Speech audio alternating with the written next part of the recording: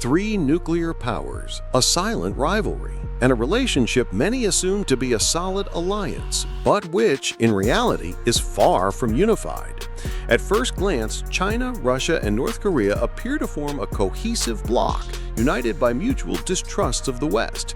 But is this relationship as stable as it seems? Some believe that Pyongyang is merely a puppet of Beijing, a loyal extension of the Chinese Communist Party. That notion, however, misreads the reality. In practice, North Korea acts independently and has learned to exploit the rivalry between its two neighbors to maximize its own advantage. And what's most fascinating? This geopolitical triangle has only grown more unstable since the invasion of Ukraine, a shift we explore in depth today. The relationship between China, Russia, and North Korea is far more complex than many assume. Pyongyang is not a satellite state of Beijing. Despite its heavy economic dependence on China, it maintains strategic autonomy. For its part, Beijing has never succeeded in converting that dependence into absolute control. Instead, what we observe is a quiet competition between China and Russia for influence over North Korea, and Pyongyang, fully aware of this dynamic, uses it to maneuver between the two powers for its own gain. Before the invasion of Ukraine, Russia and China aligned on certain issues, but with different goals. In 2017, they jointly proposed a deal. North Korea would freeze its nuclear tests in exchange for the suspension of U.S.-South Korea military exercises. China aimed to reduce U.S. military pressure in the region. Russia wanted to maintain relevance in Northeast Asian security affairs. Still, only China implemented economic pressure on South Korea. Russia maintained pragmatic ties with Seoul. After the war in Ukraine began, things shifted rapidly. Pyongyang became one of Moscow's most vocal supporters at the UN, recognizing the separatist regions of Donetsk and Luhansk and consistently voting in favor of Russian positions. In return, it received food, oil, and military technology. This new phase brought intensified diplomatic exchanges and the shipment of millions of North Korean artillery shells to Russia, a strengthened bilateral relationship but not a formal tripartite alliance.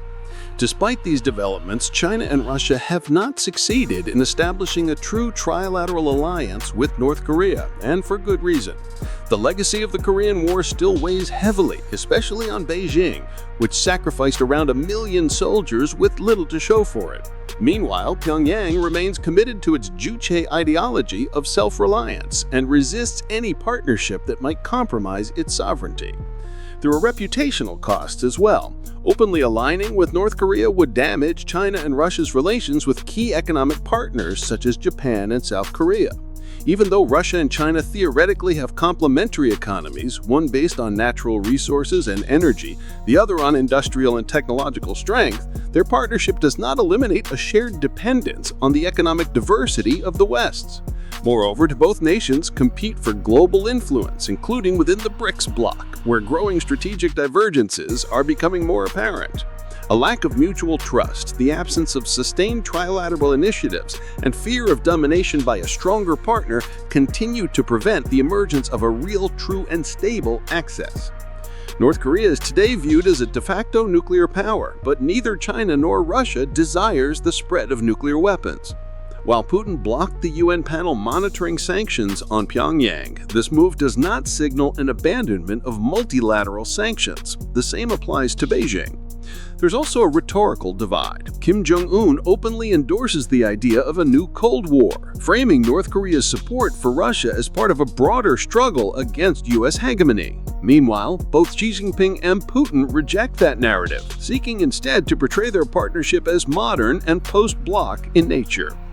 China has shown growing discomfort with the deepening Russia-North Korea ties. In 2024, when Putin visited Pyongyang and signed a mutual defense clause with Kim Jong-un, Chinese officials tried to distance themselves from the move, treating it as a bilateral issue. At the same time, Chinese diplomats were in Seoul engaging in dialogue with South Korean officials. North Korea's involvement in the war, from supplying ammunition to potentially sending troops, heightened regional tensions. It even led South Korea to consider providing direct military aid to Ukraine for the first time. Moscow sees clear tactical advantages: emergency ammunition, labor migration, and closer military ties. But these gains come with long-term limitations. The relationship remains bounded by a lack of deep strategic alignment and mutual caution. Despite short-term benefits, trilateral cooperation among Russia, China, and North Korea face major historical, diplomatic, economic, and geopolitical barriers. Mutual distrust, unresolved past frictions, competition over access to strategic boards, and diverging global interests continue to obstruct any form of institutionalized coordination.